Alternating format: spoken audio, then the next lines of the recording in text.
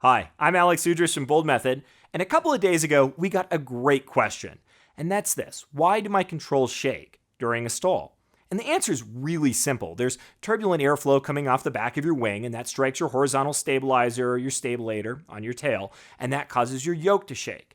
But the cause is by far more cool. So let's take a look at what happens to air as it flows over the top of your wing. You probably know that air speeds up as it flows over the top of your wing, and that causes its static pressure to decrease, and that contributes to lift. Now you've got a low pressure area on the top of your wing. And that peak low pressure area, that point of maximum speed increase, happens around the 20 to 30% point on your chord, or about 20 to 30% back from the leading edge of your wing. At that point in time, the air starts moving back towards higher pressure at your trailing edge, and that's what we call an adverse pressure gradient. It's really just a very technical term to say that the air is moving from low to high. And air really doesn't want to move from low to high. Low is basically a vacuum cleaner pulling it back. So, to cross that adverse pressure gradient, air has to expend energy.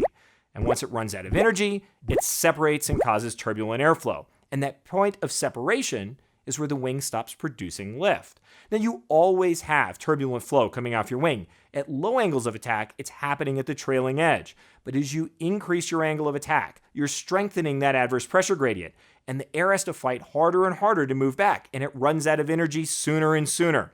And that separation just keeps moving up the backside of the wing, increasing the area that isn't producing lift.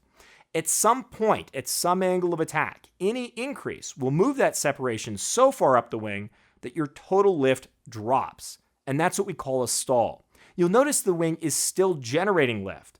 A stall's simple definition is a point at which an increase of angle of attack will cause a decrease in lift. And that's what's happening here in separation.